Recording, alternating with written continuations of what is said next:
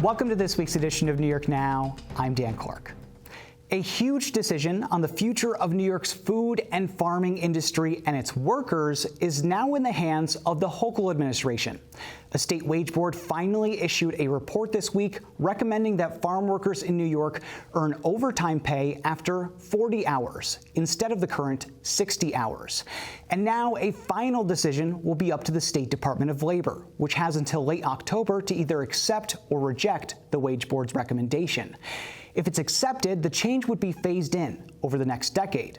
Brenda McDuffie, the chair of the three-member board, labeled that as a compromise between both sides.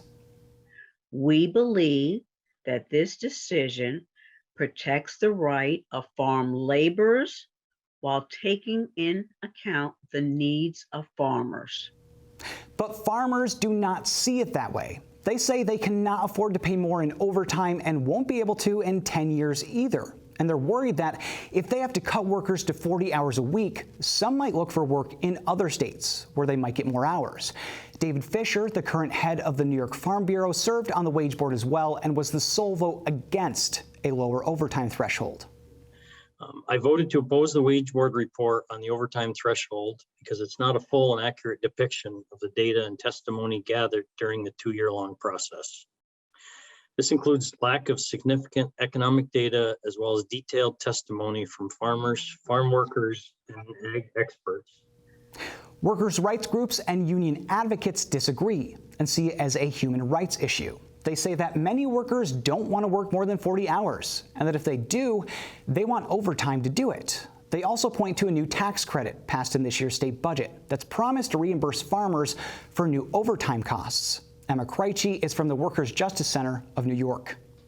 With this tax credit, employers are able to employ workers up to 60 hours, and any additional cost to them will be absorbed by taxpayers. So I don't see how this is a risk in terms of potential further reduction in work hours. And it looks like the fight over this issue is far from over. Joe Spector from Politico is with me now in studio. Joe, thanks for being here. Thanks, Dan. So do we have any indication about the decision that's coming from the Department of Labor on this, where they're leaning?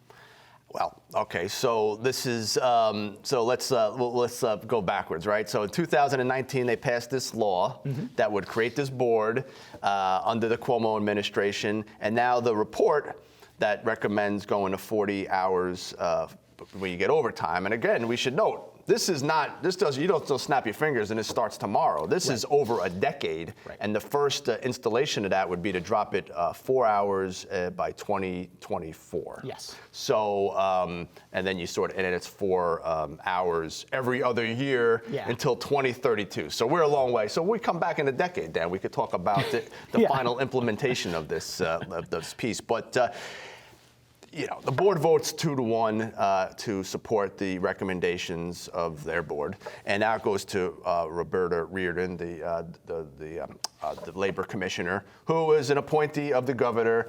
And I think the key signal in all of this was in January, and then obviously in the state budget when the budget from Hochul included a variety of subsidies, tax breaks to help farmers if and when this goes forward. So by putting that all in place, and you read it in the report, the rationale for moving forward was, one, they think it's important to sort of level the playing field between farm workers and other seasonal workers. So the argument was in part, if you work in the tourism industry or if you work in the construction industry and you might be a seasonal worker, you get overtime after 40 hours. Why shouldn't farm workers get the same? So that was one of the key arguments. But nonetheless,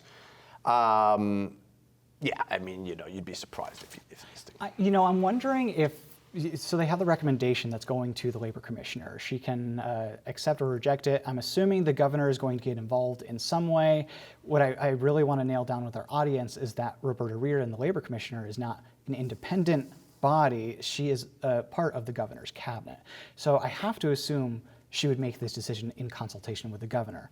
And I'm wondering if the governor strikes some deal or something to include something in next year's budget where she says, I'm going to accept this recommendation, but then we do something else to help farmers. Do you think that might be on the table? Yeah, that's a good point. I think, So let's put this in the context of the election, right? And Right, yes. we were talking about the we were talking before we got on the air about the timeline of this. So I think we were both English majors, probably more than math. But if you do the math, right, you back this up. So there's 45 days from when they got the report, when the Labor Commissioner got the report. So that brings us to October 21st. Yes. And the election's November 8th. Yeah. So, okay, so if you play that out, it sounds like we're going to have a recommendation on this before the election. And as you've seen, Republicans really deride the recommendations on this and saying how it's going to hurt farmers having to go to 40 hours a week. They're already struggling. Now you're going to put this additional burden on them, even though it's stretched out over a decade. I mean, they are concerned about the impact on their labor costs. So, yeah, interesting that this would happen prior to November 8th. I mean, you've been around, we've both been around long enough to know that some controversial decisions, all of a sudden, you don't hear about it until the end of November December. 9th. Yeah, right. Exactly, the next day. So in this case, yeah, we're going to have a decision on this before the election, and it'll certainly be a hot button issue going into the final weeks and days of the campaign. But yeah, to your point, yeah, it wouldn't be surprising to see if there was some additional help for farmers.